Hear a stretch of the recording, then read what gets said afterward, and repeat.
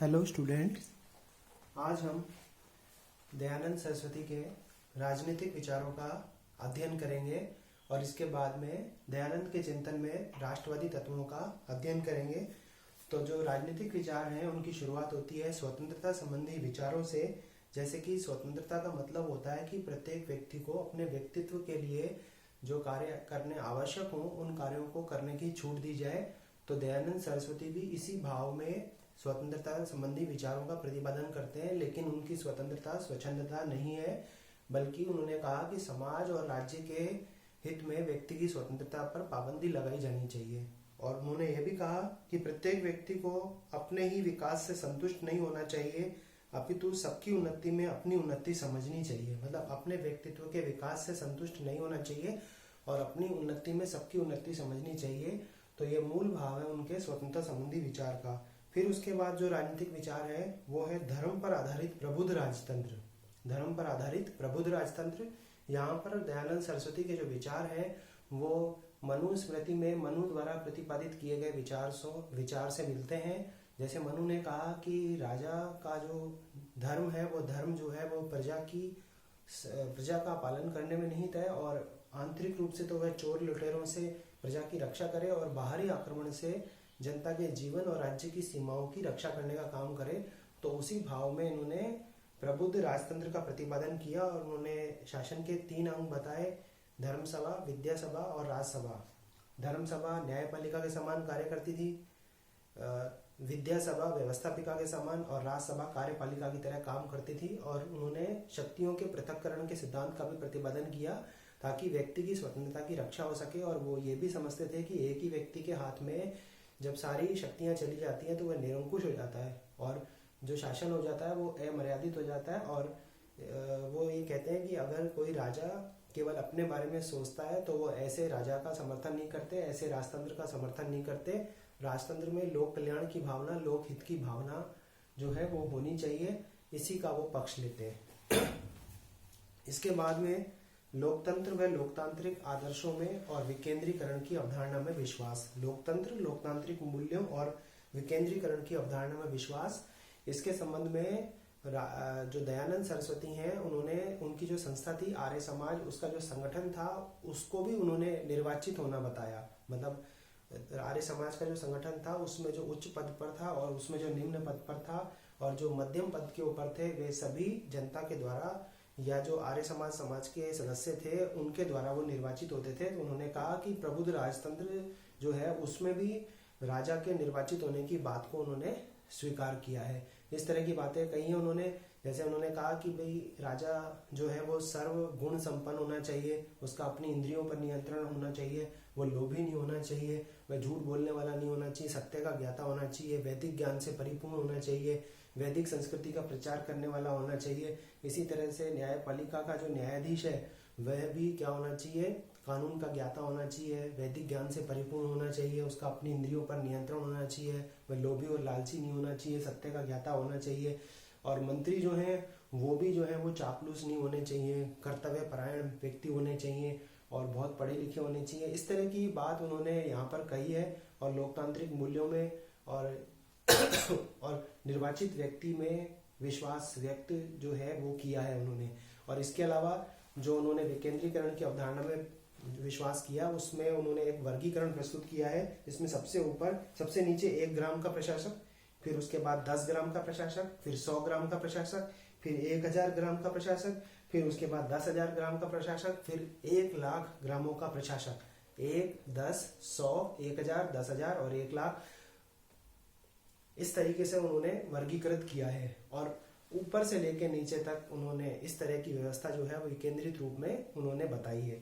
तो वो विकेंद्रीकरण के समर्थक थे, केंद्रीकरण के समर्थक नहीं थे। फिर इसके बाद देखिए सरकार के संस्थागत स्वरूप और शक्ति संतुलन का समर्थन, जिसकी चर्चा अपन कर चुके हैं। राजसभा, विद्यासभा और धर्मसभा। और शक्ति संतुलन का मतलब शासन के 3 अंग एक दूसरे से पृथक भी होने चाहिए और एक दूसरे को नियंत्रित भी करने चाहिए। और सरकार के अंगों में जो कार्य करने वाले व्यक्ति हैं वो योग्य और कर्तव्य परायण होने चाहिए, सत्य के ज्ञाता होने चाहिए, वैदिक ज्ञान से परिपूर्ण होने चाहिए, कानून का ज्ञान उनको होना चाहिए और वो चापलूस नहीं होने चाहिए और झूठ बोलने वाले व्यक्ति नहीं होने चाहिए। इस तरह की बात उन्होंने कही है। और विद्यासभा मैंने व्यवस्थापिका के समान कार्य करने वाली संस्था बताया। राज्यसभा जो है वो कार्यपालिका के समान, और धर्म सभा न्यायपालिका के समान कार्य करने वाली संस्था बताया। फिर न्याय और मर्यादित दंड, ये उनका अगला राजनीतिक विचार है। अब मनुस्मृति में जिस प्रकार से बताया गया, जो दयानंद सरस्वती हैं उससे प्रभावित थे। उन्होंने कहा कि भाई राजा और जब न्यायाधीश न्याय का काम करें तो उन्हें क्या करना चाहिए, देखना चाहिए कि किन परिस्थितियों में किसके प्रति अपराध किया गया है, जानबूझकर अपराध किया गया है, अनजाने में अपराध किया गया है, एक बार अपराध किया गया है या बार बार अपराध किया गया है, अपराधी की प्रकृति क्या है, किन परिस्थितियों में अपराध किया गया। इस तरह की चीजें जो है वो देखी जानी चाहिए और न्याय का काम करना चाहिए। और राजा को न्याय करते समय अपने सगे संबंधियों और जो सगे संबंधी नहीं है एक समान अपराध करने पर उनको एक समान दंड देना चाहिए, और कानून के शासन की उन्होंने बात की है। तो न्याय और मर्यादित दंड की बात की है। फिर उसके बाद में परराष्ट्र संबंधों के संचालन के संबंध में भी मनुस्मृति में जो विचार हैं और कौटिल्य ने अर्थशास्त्र में जो अपने विचार दिए उनसे उनके परराष्ट्र संबंधी विचार जो हैं वो प्रभावित होते हैं। और ये पूछ भी सकते हैं आपसे परीक्षा में, स्वामी दयानंद सरस्वती ने राज्य के बाहरी आक्रमणों से सुरक्षा करने को भी शासक का कर्तव्य बताया, और उन्होंने चक्रवर्ती साम्राज्य की बात की है। इसका तात्पर्य यह कदापि नहीं है कि वे भारतीयों को साम्राज्यवाद की ओर धकेलना चाहते हैं या विश्व विजय के लिए प्रेरित करना चाहते हैं। उनके परराष्ट्र संबंधी विचारों पर मनुस्मृति का प्रभाव था। मनु की भांति उन्होंने भी शासक को परराष्ट्र संबंधों के निर्धारण में साम दाम दंड भेद और षाटगुणीय नीति, संधि, विग्रह, आसन, यान, संश्रय और द्वैद्विभाव का प्रयोग करने की बात की। वे दूसरे राज्यों की गतिविधियों पर निगाह रखने तथा जानकारी प्राप्त करने के लिए गुप्तचर व्यवस्था और दूत व्यवस्था का भी वो समर्थन करते हैं। मतलब 4 उपाय और षाटगुणीय नीति और गुप्तचर और दूत व्यवस्था का वो समर्थन करते हैं और चक्रवर्ती राज्य की अवधारणा का प्रतिपादन करते हैं। लेकिन इसका मतलब ये नहीं है कि वो साम्राज्यवाद को बढ़ावा दे रहे हैं। स्वामी दयानंद राजा को अनावश्यक आक्रमणों से बचने की सलाह देते हैं, किंतु जब युद्ध हो जाए तो पीछे न हटने की बात भी कहते हैं। उनके अनुसार सेना जो है वो प्रशिक्षित होनी चाहिए। सेना को जल, थल और नभ 3 सेनाओं में बांटना चाहिए। स्वामी जी का मानना था कि युद्ध में शासक को सचेत रहकर कार्य करना चाहिए, बिना व्यूह के युद्ध नहीं करना चाहिए, और युद्धरत सेना की चेष्टा को उसे अनदेखा नहीं करना चाहिए और छल कपट का सहारा नहीं लेना चाहिए। मतलब वो प्रकाश युद्ध का समर्थन करते हैं।